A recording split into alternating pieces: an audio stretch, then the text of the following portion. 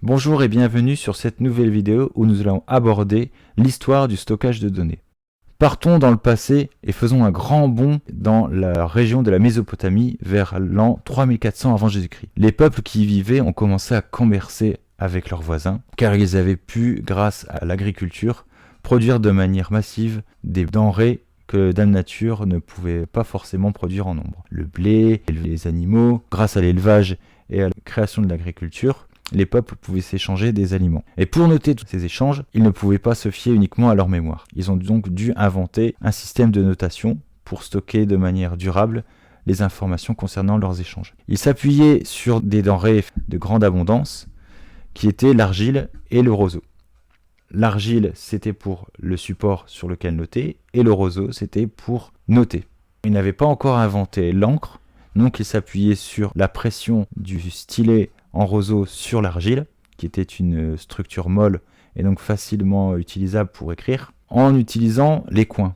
C'était une forme triangulaire qui permettait d'écrire rapidement des informations. Et pour pouvoir distinguer les différentes informations à noter, alors par exemple ça pouvait être le blé, le poisson, les têtes de veau, ils utilisaient la disposition dans l'espace des coins. C'est ce qui a donné naissance à l'alphabet cunéiforme. Donc dans un premier temps, le fait de stocker les informations concernant les échanges commerciaux était uniquement pragmatique, et c'est par cette nécessité-là qu'est né l'alphabet. Et le fait d'utiliser un alphabet plus une plaque d'argile était vraiment la meilleure façon pour eux de transmettre ces informations.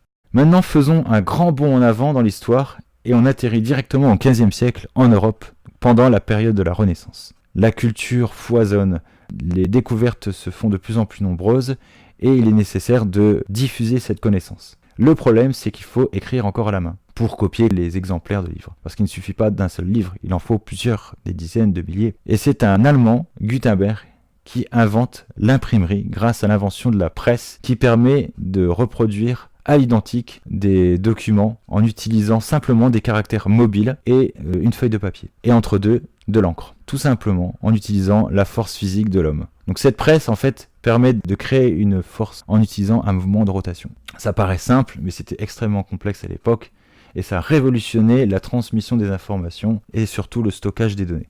Mais un jour, en 1947, a été inventé le langage binaire.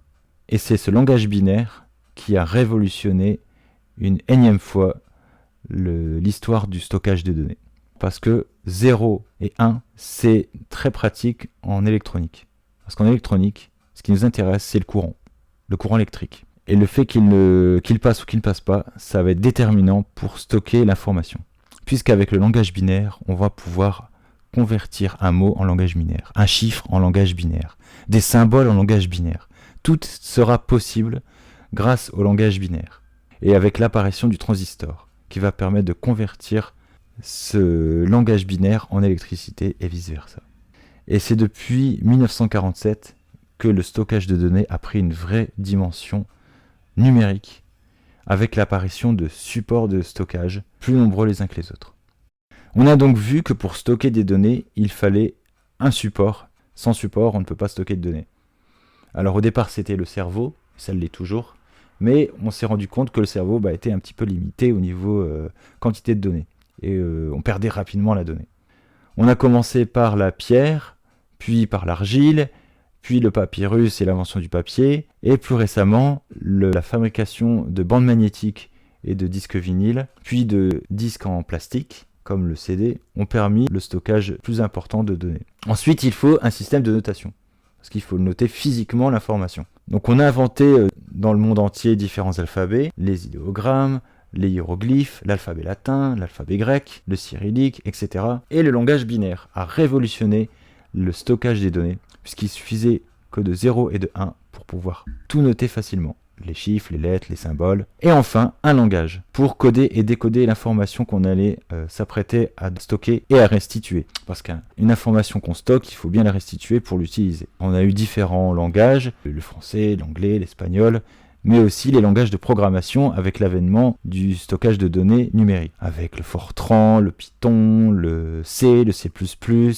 l'assembleur, qui est le langage de base des processeurs, et des langages un petit peu plus parlants, le Morse, le langage des signes, et d'autres en programmation comme le SQL. Alors concrètement, comment on peut voir cette recette? Eh bien, il y a une recette qui s'applique chez nous, êtres humains, c'est la création de protéines par l'ADN. Donc à partir de l'ADN, qui est le support de l'information génétique, on va pouvoir transcrire et traduire ces informations brutes, figées dans la cellule, en protéines, tout le long de la vie de la cellule.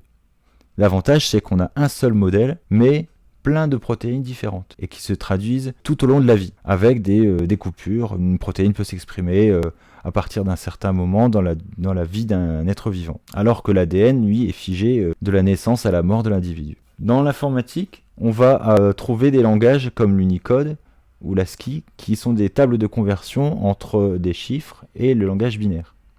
On aura aussi l'hexadécimal.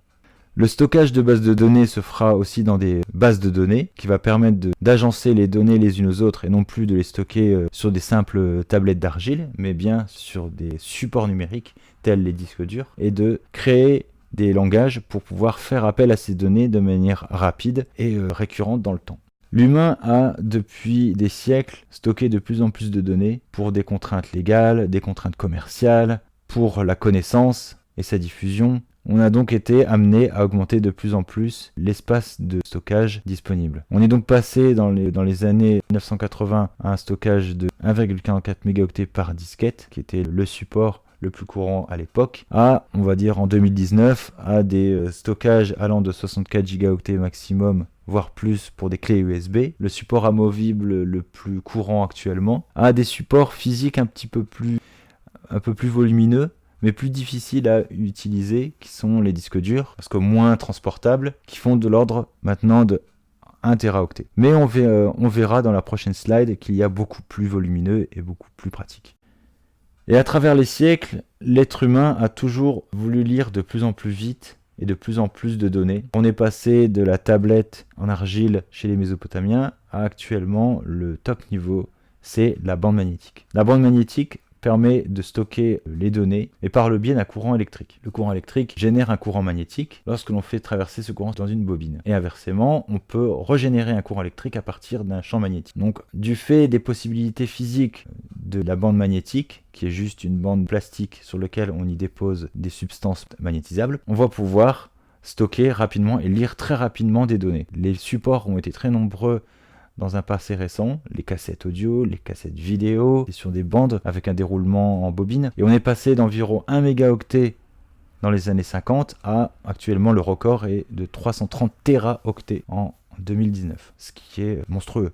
En bref, on peut dire que quelle que soit la forme de stockage des données, un QR code, un hiéroglyphe ou un brin d'ADN, c'est toujours la même chose.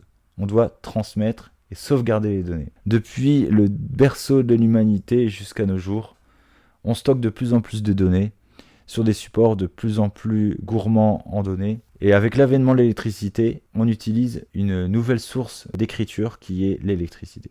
Est-ce que c'est pour autant que les autres formes de stockage vont disparaître? Le papier va-t-il disparaître? Peut-être pas, on ne sait pas. En tout cas, l'appétit de stockage de données est grandissant et ne cessera de grandir.